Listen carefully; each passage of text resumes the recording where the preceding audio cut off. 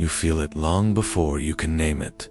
The faint vibration beneath your feet, the subtle quiver inside your chest, the quiet warning that the ground you stand on is beginning to move.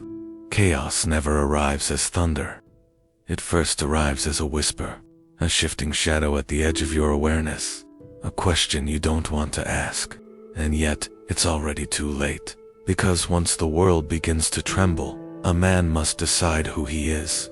Not in some distant moment of clarity, but in the very second he senses the collapse forming around him. There is an old image of battlefields shaking beneath Musashi's feet, dust rising like ghosts around the blades of desperate men. But those ancient quakes were no different from the tremors inside the modern mind, fear, confusion. The instinct to pull back into yourself. When the world tilts, the untrained mind scatters. It tries to hide. It flees into distraction. It collapses into noise. This is the first wound chaos inflicts, not on your body, but on your clarity. Musashi did not see chaos as an enemy. He saw it as a teacher with violent lessons. When the earth shook, he did not run. He watched. He inhaled. He allowed the trembling to reveal what was weak inside him. Every man has this same moment, this masculine threshold, where he must choose whether the shaking world will define him or awaken him. You stand on that threshold now, even if no one else can see it, even if you barely admit it to yourself. The question is simple. When the world trembles beneath you, do you tremble with it, or do you begin, in that instant, to rise?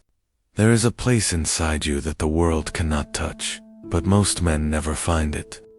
They live entirely at the surface, tossed back and forth by every gust of worry, every opinion, every unseen pressure.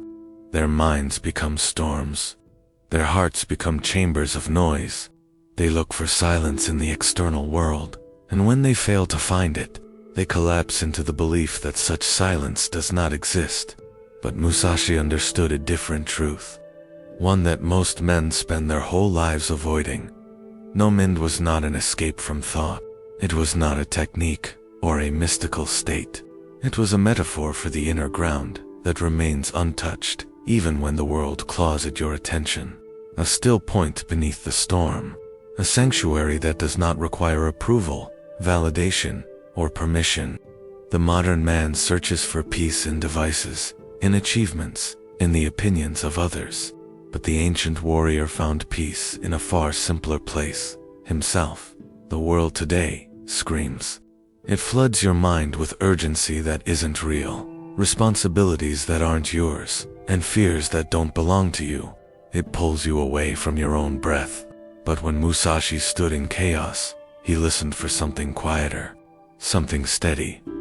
He sought the rhythm of his own breathing, the reminder that life moves, not through panic, but through deliberate, grounded presence. You must build this inner sanctuary brick by brick, not with rituals or perfection, but with attention, with honesty, with the courage to sit with your own pulse and hear its cadence without running from it. You create stillness, not by escaping chaos, but by refusing to let chaos enter the core of you. There is a doorway inside your chest, hidden behind your fears, behind your rushing thoughts, behind the noise the world has planted in you. When you step through it, the storm does not vanish, but it can no longer reach you. And from that untouched ground, you begin to see the world not as a threat, but as something you can move through with quiet certainty. Many men believe that unshakability means standing completely still, as if motion itself is weakness. But Musashi understood a deeper truth. Nothing in nature survives by freezing. The tree bends, the river flows, the mountain breathes through its stone. Even the blade moves with intention before it cuts. Unshakability is not rigidity, it is movement that chaos cannot disrupt. Musashi's footwork was not merely a physical skill. It was the embodiment of psychological fluidity. He did not react to the opponent's strike with panic. He responded to it with understanding. The difference is subtle, yet profound. Reaction is driven by fear. Response is born from awareness. A man who only reacts is ruled by external forces.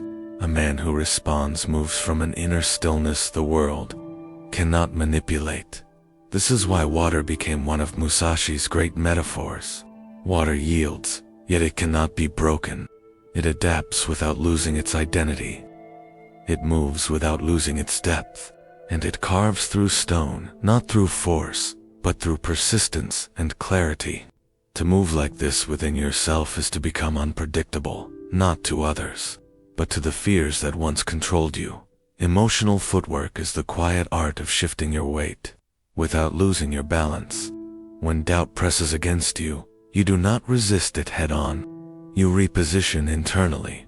When anxiety tries to corner you, you do not collapse. You glide to a deeper vantage point.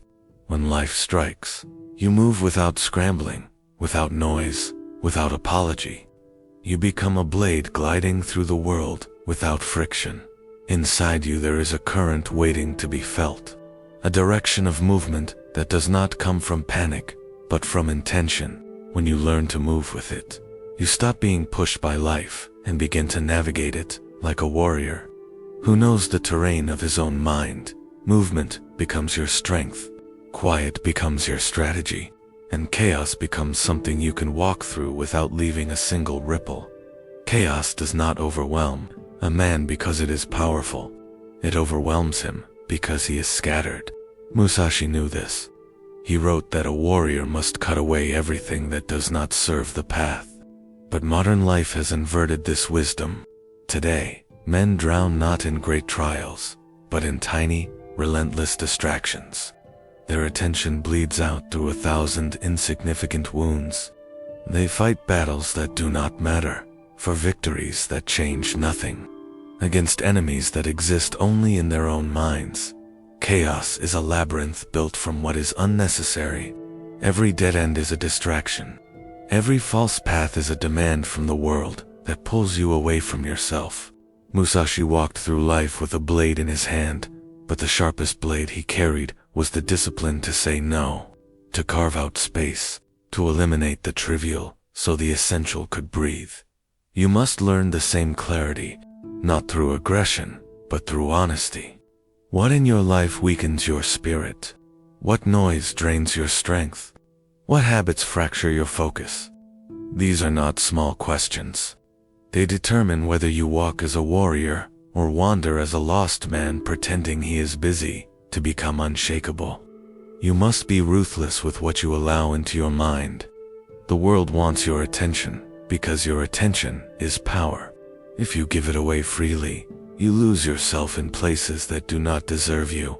But when you choose your battles, when you fight only for what matters, the unnecessary collapses like dust. And in that clearing, you begin to see what is truly worth standing for. There comes a moment in every man's journey when he realizes he is no longer walking for himself alone. The weight he carries is not just his own. Those around him, the weary, the frightened, the uncertain, begin to look toward him without saying a word. They sense something in his presence, a steadiness, a silence that reassures. This is the ancient idea of a man as a pillar, a figure others lean on when the world fractures. Musashi never spoke loudly about strength. He lived it. His calm was so complete that it quieted the fear of others. He embodied the principle that true power requires no announcement. Modern men have forgotten this. They chase recognition instead of depth, attention instead of substance. But a real pillar does not ask to be seen. Its presence is felt, not performed. To become the mountain others lean on is not to seek leadership. It is to become someone who does not collapse when others need stability. It is the silent burden of masculine duty, to hold your ground so others remember their own.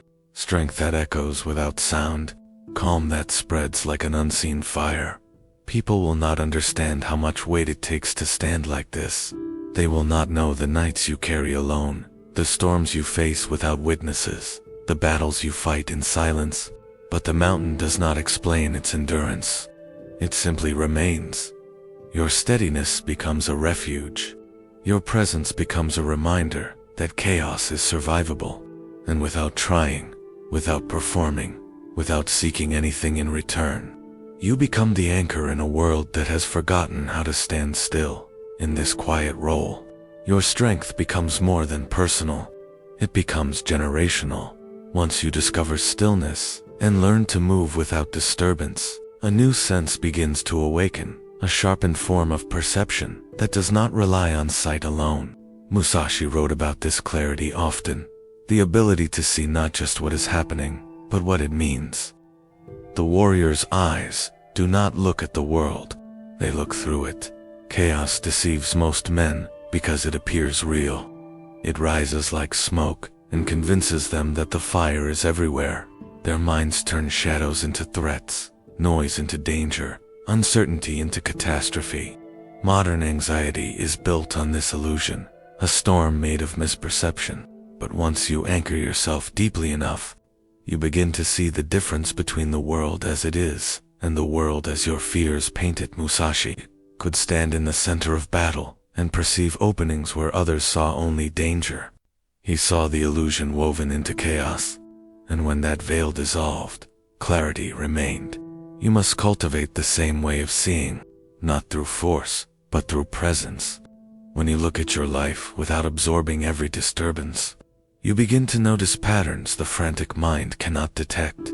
You see which problems are real and which are echoes, which threats matter and which dissolve upon closer attention, which fears belong to you and which were planted in you by a world that profits from your confusion.